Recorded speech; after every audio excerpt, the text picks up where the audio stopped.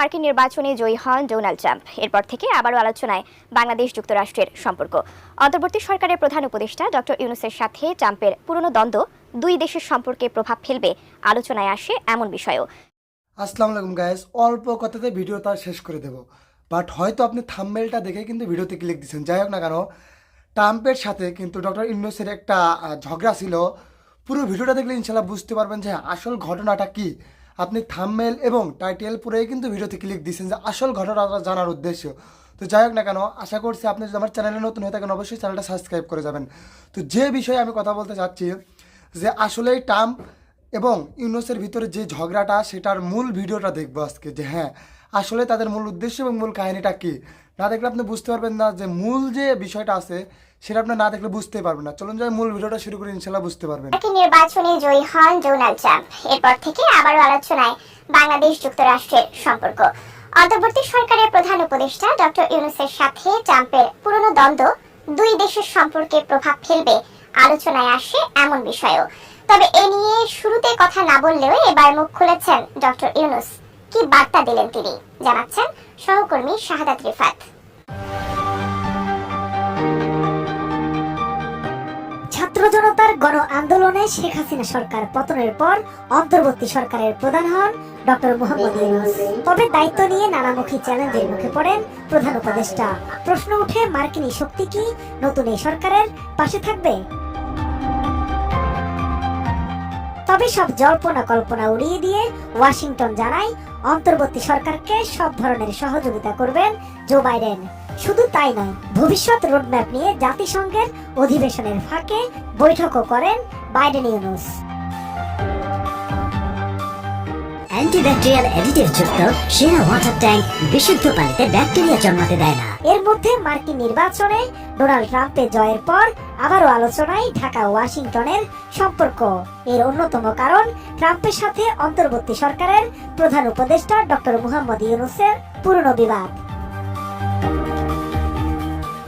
বিষয়টি নিয়ে বাংলাদেশের পাশাপাশি আন্তর্জাতিক গণমাধ্যমেও বেশ কয়েকদিন ধরে নানা জল্পনা চলছে। প্রশ্ন উঠেছে, ডক্টর ইউনূস কি আদৌ যুক্তরাষ্ট্রের নতুন প্রেসিডেন্ট ট্রাম্পের সঙ্গে বিবাদ মিটিয়ে কাজ করতে পারবেন? শুরুতে এ নিয়ে চুপ থাকলেও এবারে বিষয়টি নিয়ে কথা বলেছেন ডক্টর মোহাম্মদ ইউনূস। সম্প্রতি আন্তর্জাতিক গণমাধ্যমে দেয়া এক বিশেষ সাক্ষাৎকারে তিনি জানান, ডেমোক্রেটিক পার্টির মতো রিপাবলিকান পার্টিতেও বন্ধু আছে তার। তবে যুক্তরাষ্ট্রের নবনির্বাচিত প্রেসিডেন্ট ডোনাল্ড ট্রাম্পের সঙ্গে কখনো তার আলাপ পরিচয় হয়নি। Between you and President Trump, I had no interaction with President Trump in the past, so I had no problem with him in a personal way. ট্রাম্পের সঙ্গে ব্যক্তিগতভাবে কোনো সমস্যা নেই উল্লেখ করে ডক্টর ইউনূস আরো বলেন, ট্রাম্প যুক্তরাষ্ট্রের প্রেসিডেন্ট হওয়ার কারণে হঠাৎ করে কোনো নেতিবাচক কিছুর উদ্ভব হবে এমন শঙ্কা তিনি দেখছেন না। 100% consensus by the both parties, so we had no problem there. So I never had any problem so far as the Republican Party is concerned or Democratic Party is concerned.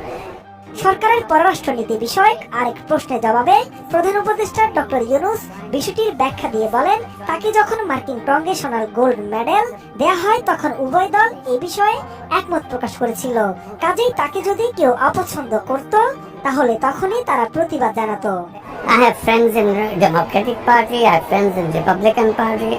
It was the House which voted for Congressional Gold Medal for me. 100% consensus by the both parties, so we had no problem there. So I never had any problem. Doctor Yunus বিশ্বাস করেন যুক্তরাষ্ট্রের পররাষ্ট্রনীতি সাংঘর্ষিক নয়। তিনি মনে করেন মার্কিন প্রেসিডেন্টের উপর সব নির্ভর করলেও দেশটির নীতি সবসময় একটা স্থিতিশীল জায়গায় থাকে। Foreign policy of the United States is not something switches back and forth depending on who is the president. There's a stable part of that policy. ভারতীয় গণমাধ্যমে বাংলাদেশের পরিবর্তিত পরিস্থিতি যেভাবে তুলে ধরা হচ্ছে সে প্রসঙ্গে ডক্টর ইউনূস জানান তিনি ভারতের প্রধানমন্ত্রী নরেন্দ্র মোদীর সঙ্গে আলাপ করার বিষয়টি সামনে এনেছেন। 2016 সালের মার্কিন নির্বাচনে ট্রাম্পের প্রতিদ্বন্দ্বী হিলারি ক্লিন্টনকে ডোনেশন দিয়েছিলেন ডক্টর ইউনূস। মূলত এ নিয়েই দুজনের দ্বন্দ্বের সূত্রপাত। পরে ওই বছর ট্রাম্প প্রেসিডেন্ট নির্বাচিত হওয়ায় কঠোর সমালোচনা করেছিলেন ডক্টর ইউনূস। ট্রাম্পের জয়কে তিনি একটি সূর্যগ্রহণ বলেও মন্তব্য করেছিলেন। Trump is concerned.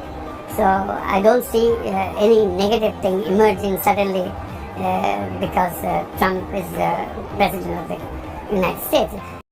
আশা করছি আপনি পুরো ভিডিওটা দেখছেন এবং বুঝছেন যে হ্যাঁ আসল যে ঘটনা এবং যা নিয়ে দণ্ড সেটা কিন্তু এখানে উল্লেখ করা আছে।